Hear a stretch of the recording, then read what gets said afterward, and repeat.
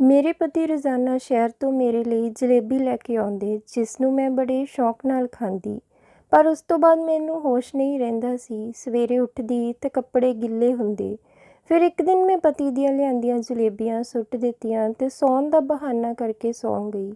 ਤੇ ਫਿਰ ਜੋ ਮੇਰੇ ਪਤੀ ਨੇ ਮੇਰੇ ਨਾਲ ਕੀਤਾ ਸੁਣ ਕੇ ਰੌਂਗਟੇ ਖੜੇ ਹੋ ਜਾਣਗੇ, ਕਿਉਂਕਿ ਮੇਰੇ ਪਤੀ ਪਹਿਲੀ ਨਜ਼ਰ ਵਿੱਚ ਹੀ ਮੈਨੂੰ ਆਪਣਾ ਦਿਲ ਹਾਰ ਚੁੱਕੇ ਸਨ। ਵੈਸੇ ਮੈਂ ਪੇਂਡੂ ਕੁੜੀ ਸੀ। ਮੈਂ ਆਪਣੇ ਵਿਆਹ ਨੂੰ ਲੈ ਕੇ ਬੜੇ ਸੁਪਨੇ ਵੇਖੇ ਸੀ। ਵਿਆਹ ਦੀ ਪਹਿਲੀ ਰਾਤ ਹੀ ਪ੍ਰਦੀਪ ਮੇਰੇ ਲਈ ਜਲੇਬੀ ਖਾਣ ਲਈ ਲੈ ਕੇ ਆਏ। ਉਹਨਾਂ ਨੇ ਕਿਹਾ ਕਿ ਮੈਂ ਆਪਣੇ ਹੱਥ ਨਾਲ ਤੈਨੂੰ ਖਵਾਵਾਂਗਾ। ਇਹ ਸੁਣ ਕੇ ਮੇਰੇ ਬੁੱਲ੍ਹਾਂ 'ਤੇ ਮੁਸਕਾਨ ਆ ਗਈ। ਪ੍ਰਦੀਪ ਨੇ ਮੈਨੂੰ ਜਲੇਬੀ ਖਵਾਈ। ਉਹ ਬਹੁਤ ਸਵਾਦ ਸੀ। ਮੈਂ ਖੁਸ਼ੀ-ਖੁਸ਼ੀ ਜਲੇਬੀ ਖਾ ਲਈ। ਪ੍ਰਦੀਪ ਮੇਰੇ ਨਾਲ ਗੱਲਾਂ ਕਰਨ ਲੱਗੇ, ਪਰ ਮੈਨੂੰ ਥੋੜ੍ਹੀ ਦੇਰ ਬਾਅਦ ਬਹੁਤ ਗੂੜ੍ਹੀ ਨੀਂਦ ਆ ਗਈ। ਸਵੇਰੇ ਬਹੁਤ ਵੱਡੇ ਦਿਨ ਮੇਰੀ ਅੱਖ ਖੁੱਲ੍ਹੀ। ਮੇਰੇ ਕੱਪੜੇ ਗਿੱਲੇ ਸਨ। ਮੈਂ ਸੋਚ ਰਹੀ ਸੀ ਕਿ ਰਾਤ ਨੂੰ ਮੈਨੂੰ ਇੰਨੀ ਨੀਂਦ ਕਿਵੇਂ ਆ ਗਈ। ਮੈਂ ਨਹਾ ਧੋ ਕੇ ਤਿਆਰ ਹੋ ਗਈ। ਉਦੋਂ ਹੀ ਪ੍ਰਦੀਪ ਕਮਰੇ ਵਿੱਚ ਆਏ। ਉਹਨਾਂ ਦਾ ਮੂਡ ਬਹੁਤ ਖਰਾਬ ਸੀ। ਉਹਨਾਂ ਨੇ ਮੇਰੇ ਨਾਲ ਕੋਈ ਗੱਲ ਨਹੀਂ ਕੀਤੀ। ਮੈਂ ਗੱਲ ਕਰਨ ਦੀ ਕੋਸ਼ਿਸ਼ ਵੀ ਕੀਤੀ, ਪਰ ਪ੍ਰਦੀਪ ਤਾਂ ਗੁੱਸੇ ਵਿੱਚ ਸੀ। ਮੈਨੂੰ ਬਹੁਤ ਦੁੱਖ ਹੋ ਰਿਹਾ ਸੀ। ਫਿਰ ਮੈਂ ਸੋਚਿਆ ਕਿ ਕਿਸੇ ਨਾ ਕਿਸੇ ਤਰ੍ਹਾਂ ਮੈਂ ਪ੍ਰਦੀਪ ਨੂੰ ਮਨਾ ਕੇ ਰਹਾਂਗੀ। ਪ੍ਰਦੀਪ ਦੇ ਕਮਰੇ ਵਿੱਚੋਂ ਬਾਹਰ ਜਾਣ ਤੋਂ ਬਾਅਦ ਮੇਰੀ ਸੱਸ ਕਮਰੇ ਵਿੱਚ ਆਈ। ਮੇਰੀਆਂ ਅੱਖਾਂ ਵਿੱਚ ਹੰਝੂ ਦੇਖ ਕੇ ਉਹ ਪੁੱਛਣ ਲੱਗੀ ਕਿ ਕੀ ਹੋਇਆ। ਮੈਂ ਦੱਸ ਦਿੱਤਾ ਕਿ ਮੈਂ ਪ੍ਰਦੀਪ ਨੂੰ ਨਾਰਾਜ਼ ਕਰ ਦਿੱਤਾ ਹੈ। ਉਹ ਕਹਿਣ ਲੱਗੀ ਕਿ ਮੈਂ ਹੁਣੇ ਉਸ ਨਾਲ ਗੱਲ ਕਰਦੀ ਹਾਂ, ਪਰ ਮੈਂ ਮੇਰੀ ਸੱਸ ਨੂੰ ਰੋਕ ਦਿੱਤਾ ਕਿ ਕਿਤੇ ਪ੍ਰਦੀਪ ਹੋਰ ਨਾ ਨਾਰਾਜ਼ ਹੋ ਜਾਵੇ। ਮੇਰੀ ਗੱਲ ਸੁਣ ਕੇ ਉਹ ਖਾਮੋਸ਼ ਹੋ ਗਈ ਤੇ ਕਹਿਣ ਲੱਗੀ, ਛੋਟੀਆਂ-ਛੋਟੀਆਂ ਗੱਲਾਂ ਨੂੰ ਦਿਲ 'ਤੇ ਨਾ ਲਾ। ਹੌਲੀ-ਹੌਲੀ ਤੈਨੂੰ ਪ੍ਰਦੀਪ ਦੀਆਂ ਆਦਤਾਂ ਦਾ ਪਤਾ ਚੱਲ ਜਾਵੇਗਾ। ਮੈਨੂੰ ਆਪਣੀ ਸੱਸ ਦੀ ਗੱਲ ਸੁਣ ਕੇ ਥੋੜ੍ਹਾ ਹੌਸਲਾ ਮਿਲਿਆ। ਮੇਰੀ ਸੱਸ ਮੈਨੂੰ ਬਹੁਤ ਪਿਆਰ ਕਰਦੀ ਸੀ, ਕਿ ਮੇਰੇ ਵਿਆਹ ਤੋਂ ਪਹਿਲਾਂ ਹੀ ਸਾਨੂੰ ਜਾਣਦੀ ਸੀ ਤੇ ਹਮੇਸ਼ਾ ਤੋਂ ਮੈਨੂੰ ਆਪਣੀ ਨੂੰਹ ਬਣਾਉਣਾ ਚਾਹੁੰਦੀ ਸੀ। ਪ੍ਰਦੀਪ ਦੀ ਸ਼ਹਿਰ ਵਿੱਚ ਚੰਗੀ ਨੌਕਰੀ ਸੀ, ਇਸ ਲਈ ਉਹ ਸਵੇਰੇ ਚਲਿਆ ਜਾਂਦਾ ਅਤੇ ਰਾਤ ਨੂੰ ਹੀ ਘਰ ਵਾਪਸ ਆਉਂਦਾ। ਪਰ ਅੱਜ ਪ੍ਰਦੀਪ ਘਰ ਹੀ ਸੀ, ਪਰ ਮੇਰੇ ਨਾਲ ਗੁੱਸੇ ਸੀ। ਪੂਰਾ ਦਿਨ ਉਸਨੇ ਮੇਰੇ ਨਾਲ ਕੋਈ ਗੱਲ ਨਹੀਂ ਕੀਤੀ। ਮੈਂ ਸਾਰਾ ਦਿਨ ਬਿਨ ਪਾਣੀ ਦੇ ਮੱਛਲੀ ਵਾਂਗ ਤੜਪਦੀ ਰਹੀ, ਪਰ ਉਹ ਇੱਕ ਵਾਰ ਵੀ ਮੇਰੇ ਵੱਲ ਨਾ ਝਾਕਿਆ। ਸਾਰਾ ਦਿਨ ਛੱਤ 'ਤੇ ਹੀ ਰਿਹਾ। ਮੇਰਾ ਸਸੁਰਾਲ ਵਿੱਚ ਪਹਿਲਾ ਦਿਨ ਹੋਣ ਕਰਕੇ ਮੈਂ ਛੱਤ 'ਤੇ ਵੀ ਨਾ ਜਾ ਸਕੀ। ਰਾਤ ਨੂੰ ਪ੍ਰਦੀਪ ਖੁਦ ਹੀ ਕਮਰੇ ਵਿੱਚ ਆਇਆ। ਮੇਰੀਆਂ ਅੱਖਾਂ ਰੋ-ਰੋ ਕੇ ਸੁੱਜ ਚੁੱਕੀਆਂ ਸਨ। ਉਹ ਮੇਰੇ ਕੋਲ ਬੈਠ ਕੇ ਕਹਿਣ ਲੱਗਾ ਕਿ ਮੈਨੂੰ ਮਾਫ਼ ਕਰ ਦੇ, ਮੈਂ ਗੁੱਸੇ ਵਿੱਚ ਆ ਗਿਆ ਸੀ। ਮੈਂ ਰਾਤ ਤੇਰੇ ਨਾਲ ਗੱਲਾਂ ਕਰ ਰਿਹਾ ਸੀ ਤੇ ਤੂੰ ਸੌਂ ਗਈ। ਫਿਰ ਮੇਰੇ ਉਠਾਉਣ 'ਤੇ ਵੀ ਨਾ ਉੱਠੀ, ਇਸ ਲਈ ਮੈਨੂੰ ਗੁੱਸਾ ਆ ਗਿਆ। ਮੈਨੂੰ ਪਤਾ ਸੀ ਕਿ ਗਲਤੀ ਮੇਰੀ ਹੈ, ਇਸ ਲਈ ਮੈਂ ਵੀ ਪ੍ਰਦੀਪ ਤੋਂ ਮਾਫ਼ੀ ਮੰਗੀ ਤੇ ਕਿਹਾ ਕਿ ਅੱਗੇ ਤੋਂ ਸ਼ਿਕਾਇਤ ਦਾ ਮੌਕਾ ਨਹੀਂ ਦੇਵਾਂਗੀ। ਉਹ ਖੁਸ਼ ਹੋ ਗਿਆ, ਪਰ ਅੱਜ ਫਿਰ ਪ੍ਰਦੀਪ ਜਲੇਬੀ ਲੈ ਕੇ ਆਏ ਤੇ ਮੇਰੇ ਮੂੰਹ ਵਿੱਚ ਜਲੇਬੀ ਪਾ ਕੇ ਮੇਰੇ ਨਾਲ ਮਿੱਠੀਆਂ-ਮਿੱਠੀਆਂ ਗੱਲਾਂ ਕਰਨ ਲੱਗੇ, ਪਰ ਮੈਨੂੰ ਕੋਈ ਹੋਸ਼ ਹੀ ਨਾ ਰਿਹਾ। ਥੋੜ੍ਹੀ ਦੇਰ ਬਾਅਦ ਮੈਨੂੰ ਬਹੁਤ ਗੂੜ੍ਹੀ ਨੀਂਦ ਆ ਗਈ। ਸਵੇਰੇ ਫਿਰ ਮੈਂ ਵੱਡੇ ਦਿਨ ਉੱਠੀ। ਮੇਰੇ ਕੱਪੜੇ ਪਿਛਲੀ ਰਾਤ ਦੀ ਤਰ੍ਹਾਂ ਗਿੱਲੇ ਸਨ। ਮੇਰੇ ਤਾਂ ਹੋਸ਼ ਹੀ ਉੱਡ ਗਏ। ਫਿਰ ਪ੍ਰਦੀਪ ਗੁੱਸਾ ਹੋ ਗਿਆ ਹੋਵੇਗਾ, ਪਰ ਮੈਨੂੰ ਸਮਝ ਨਹੀਂ ਆ ਰਿਹਾ ਸੀ ਕਿ ਮੈਨੂੰ ਇੰਨੀ ਗਹਿਰੀ ਨੀਂਦ ਕਿਵੇਂ ਆ ਜਾਂਦੀ ਸੀ। ਮੈਂ ਕੱਪੜੇ ਬਦਲੇ, ਤਿਆਰ ਹੋ ਗਈ। ਮੈਂ ਕਮਰੇ ਵਿੱਚੋਂ ਬਾਹਰ ਆਈ ਤਾਂ ਪ੍ਰਦੀਪ ਮੇਰੀ ਸੱਸ ਨੂੰ ਕਹਿ ਰਹੇ ਸੀ ਕਿ ਮੇਰਾ ਇਸ ਤਰ੍ਹਾਂ ਦੀ ਕੁੜੀ ਨਾਲ ਵਿਆਹ ਕਰਵਾਉਣਾ ਜਿਸ ਨੂੰ ਸੌਣ ਉੱਠਣ ਦੀ ਸਮਝ ਨਹੀਂ ਹੈ। ਮੈਂ ਕਿਵੇਂ ਉਸ ਨਾਲ ਜ਼ਿੰਦਗੀ ਗੁਜ਼ਾਰ ਸਕਦਾ ਹਾਂ।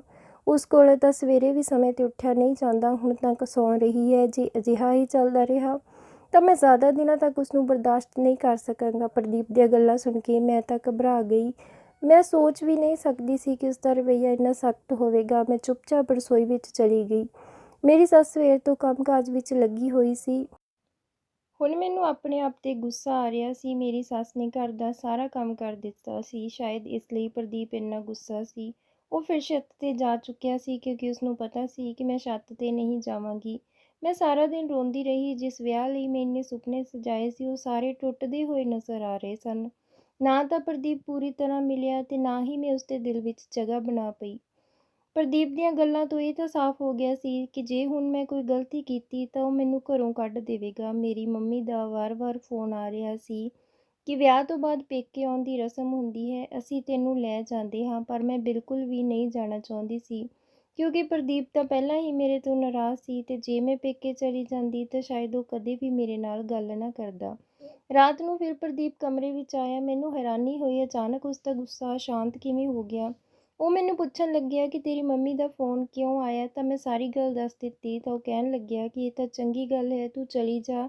ਨਹੀਂ, ਉਹ ਕਹਿਣਗੇ ਕਿ ਮੈਂ ਨਹੀਂ ਆਉਣ ਦੇ ਰਿਹਾ ਹੋਵਾਂਗਾ, ਕੱਲ੍ਹ ਤੋਂ ਮੈਂ ਵੀ ਕੰਮ 'ਤੇ ਜਾਵਾਂਗਾ।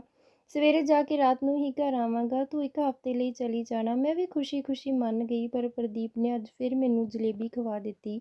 ਕਿਹਾ ਕਿ ਆਰਾਮ ਨਾਲ ਖਾਇਆ ਕਰ, ਇਹ ਸ਼ਹਿਰ ਦੇ ਮਸ਼ਹੂਰ ਹਲਵਾਈ ਦੀ ਜਲੇਬੀ ਹੈ। ਮੈਂ ਪ੍ਰਦੀਪ ਦੇ ਇਸ ਤਰ੍ਹਾਂ ਦੇ ਬਦਲਦੇ ਰਵੱਈਏ ਨੂੰ ਦੇਖ ਕੇ ਪਰੇਸ਼ਾਨ ਸੀ। ਉਹ ਜਿੰਨਾ ਸਖਤ ਸੀ ਓਨਾ ਹੀ ਨਰਮ। ਮੇਰੀ ਗਲਤੀ ਕਰਕੇ ਉਹ ਮੇਰੇ ਨਾਲ ਗੁੱਸੇ ਸੀ। ਪ੍ਰਦੀਪ ਕਹਿਣ ਲੱਗੇ ਕਿ ਮੈਂ ਮੰਮੀ ਨੂੰ ਕੱਲ੍ਹ ਤੇਰੇ ਜਾਣ ਬਾਰੇ ਦੱਸ ਕੇ ਆਉਂਦਾ ਹਾਂ। ਤੂੰ ਬੈਠ। ਮੈਂ ਮਨ ਬਣਾ ਲਿਆ ਸੀ ਕਿ ਕਿਸੇ ਵੀ ਹਾਲਤ ਵਿੱਚ ਅੱਜ ਸੌਣਾ ਨਹੀਂ ਹੈ, ਪਰ ਪ੍ਰਦੀਪ ਦੇ ਵਾਪਸ ਆਉਣ ਤੋਂ ਪਹਿਲਾਂ ਮੈਂ ਫਿਰ ਸੌਂ ਚੁੱਕੀ ਸੀ। ਮੈਂ ਸਵੇਰੇ ਫਿਰ ਲੇਟ ਉੱਠੀ। ਪ੍ਰਦੀਪ ਕੰਮ 'ਤੇ ਚਲਿਆ ਗਿਆ ਸੀ। ਵਿਆਹ ਦੇ ਇੰਨੇ ਦਿਨਾਂ ਬਾਅਦ ਵੀ ਮੈਂ ਪ੍ਰਦੀਪ ਨਾਲ ਕੋਈ ਰਿਸ਼ਤਾ ਨਹੀਂ ਬਣਾ ਪਾਈ ਸੀ। ਮੈਨੂੰ ਰੋਣਾ ਆ ਰਿਹਾ ਸੀ। ਉਸ ਦੇ ਗੁੱਸੇ ਦੀ ਵਜ੍ਹਾ ਸਿਰਫ ਮੈਂ ਸੀ, ਪਰ ਮੈਨੂੰ ਸਮਝ ਨਹੀਂ ਆ ਰਿਹਾ ਸੀ ਕਿ ਮੇਰੇ ਕੱਪੜੇ ਗਿੱਲੇ ਕਿਵੇਂ ਹੋ ਜਾਂਦੇ। ਸ਼ਾਇਦ ਪ੍ਰਦੀਪ ਮੈਨੂੰ ਉਠਾਉਣ ਦੀ ਕੋਸ਼ਿਸ਼ ਕਰਦਾ ਹੋਵੇ। ਮੇਰਾ ਭਰਾ ਮੈਨੂੰ ਲੈਣ ਆਇਆ ਸੀ। ਮਨ ਤਾਂ ਨਹੀਂ ਸੀ, ਪਰ ਮੈਂ ਉਸ ਨਾਲ ਚਲੀ ਗਈ। ਮੇਰੇ ਪਰਿਵਾਰ ਵਾਲੇ ਮੈਨੂੰ ਦੇਖ ਕੇ ਬਹੁਤ ਖੁਸ਼ ਹੋਏ। ਮੇਰੀ ਛੋਟੀ ਭੈਣ ਦੀ ਖੁਸ਼ੀ ਦਾ ਕੋਈ ਠਿਕਾਣਾ ਨਹੀਂ ਰਿਹਾ, ਪਰ ਧਿਆਨ ਤਾਂ ਸਾਰਾ ਪ੍ਰਦੀਪ ਵੱਲ ਸੀ। ਮੈਨੂੰ ਤਾਂ ਉੱਥੇ ਨੀਂਦ ਨਹੀਂ ਆ ਰਹੀ ਸੀ, ਜਦੋਂ ਕਿ ਸਸੁਰਾਲ ਵਿੱਚ ਤਾਂ ਮੈਂ ਗਹਿਰੀ ਨੀਂਦ ਵਿੱਚ ਸੌਂ ਜਾਂਦੀ ਸੀ। ਸਾਡੇ ਗੁਆਂਢ ਵਿੱਚ ਉਹਨਾਂ ਦੀ ਰਿਸ਼ਤੇਦਾਰੀ ਵਿੱਚੋਂ ਇੱਕ ਮੁੰਡਾ ਆਇਆ ਹੋਇਆ ਸੀ।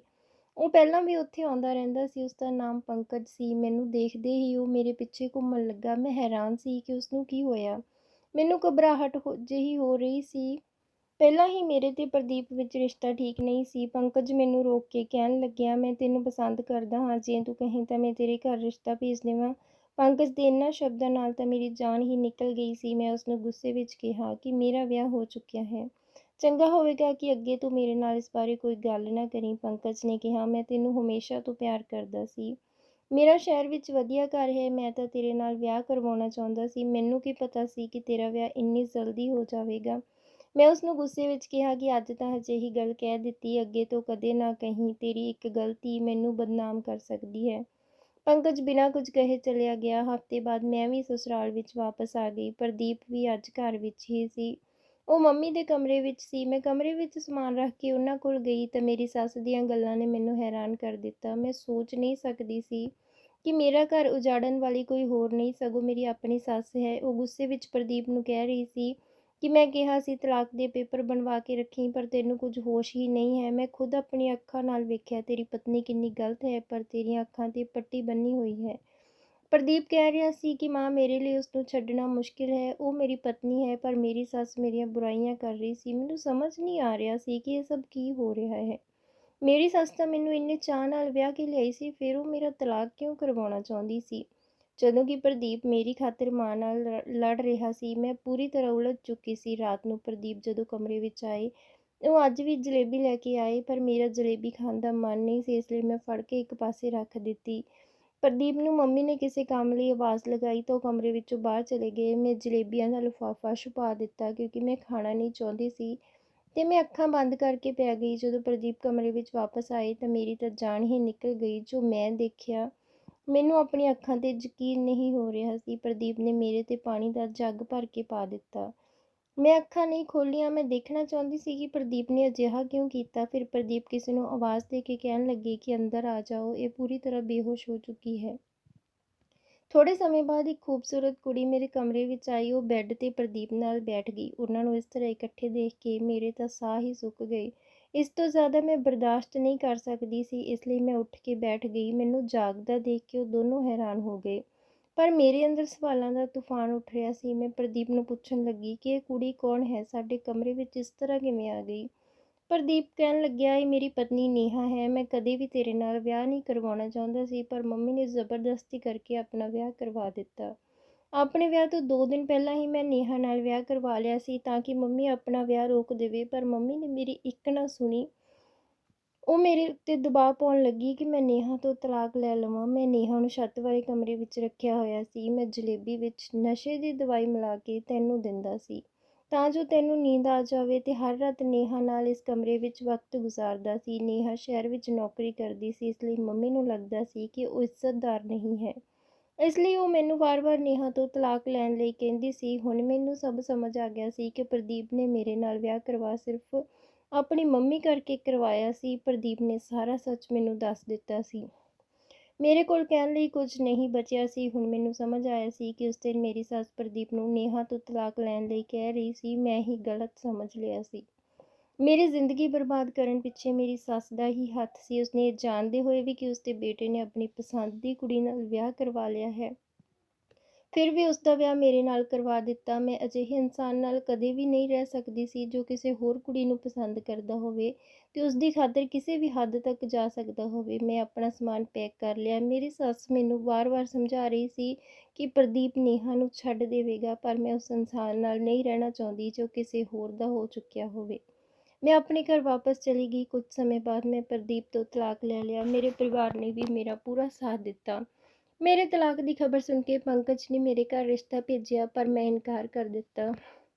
ਹੁਣ ਮੈਂ ਅੱਗੇ ਪੜ੍ਹਨਾ ਚਾਹੁੰਦੀ ਸੀ। ਮੈਂ ਆਪਣੀ ਪੜ੍ਹਾਈ ਦੁਬਾਰਾ ਸ਼ੁਰੂ ਕੀਤੀ। ਜ਼ਰੂਰੀ ਨਹੀਂ ਕਿ ਹਰ ਵਿਆਹ ਕਾਮਯਾਬ ਹੋਵੇ, ਪਰ ਇੱਕ ਨਾਕਾਮ ਵਿਆਹ ਦਾ ਮਤਲਬ ਇਹ ਨਹੀਂ ਕਿ ਇਨਸਾਨ ਵੀ ਨਾਕਾਮ ਹੋਵੇ। ਨਾਕਾਮ ਵਿਆਹ ਤੋਂ ਬਾਅਦ ਮੈਂ ਕਾਮਯਾਬ ਹੋ ਗਈ ਸੀ। ਆਪਣੀ ਪੜ੍ਹਾਈ ਪੂਰੀ ਕਰਨ ਤੋਂ ਬਾਅਦ ਮੈਂ ਸਰਕਾਰੀ ਟੀਚਰ ਦੀ ਨੌਕਰੀ ਕਰਨ ਲੱਗੀ ਸੀ। ਹੁਣ ਮੇਰੀ ਜ਼ਿੰਦਗੀ ਵਿੱਚ ਸਕੂਨ ਸੀ ਤੇ ਮੈਂ ਵੀ ਖੁਸ਼ ਹਾਂ। ਆਪਣੀ ਜ਼ਿੰਦਗੀ ਆਪਣੇ ਹਿਸਾਬ ਨਾਲ ਜਿਉ ਰਹੀ ਹਾਂ। ਇਸ ਲਈ ਦੋਸਤੋ, ਜ਼ਿੰਦਗੀ ਵਿੱਚ ਕਦੇ ਵੀ ਹਾਰ ਨਾ ਮੰਨੋ। ਕਈ ਵਾਰ ਜ਼ਿੰਦਗੀ ਵਿੱਚ ਅਜਿਹਾ ਹੋ ਜਾਂਦਾ ਹੈ ਜੋ ਅਸੀਂ ਕਦੇ ਸੋਚਿਆ ਵੀ ਨਹੀਂ ਹੁੰਦਾ, ਪਰ ਇਸ ਦਾ ਮਤਲਬ ਇਹ ਨਹੀਂ ਕਿ ਜ਼ਿੰਦਗੀ ਖਤਮ ਹੋ ਗਈ। ਸਾਡੇ ਲਈ ਹੋਰ ਰਾਹ ਖੁੱਲ੍ਹ ਜਾਂਦੇ ਹਨ ਜੋ ਜ਼ਿੰਦਗੀ ਨੂੰ ਦੁਬਾਰਾ ਲੀਹ 'ਤੇ ਲੈ ਆਉਂਦੇ ਹਨ। ਬਸ ਲੋੜ ਹੁੰਦੀ ਹੈ ਥੋੜ੍ਹੀ ਹਿੰਮਤ ਤੇ ਹੌਸਲੇ ਦੀ।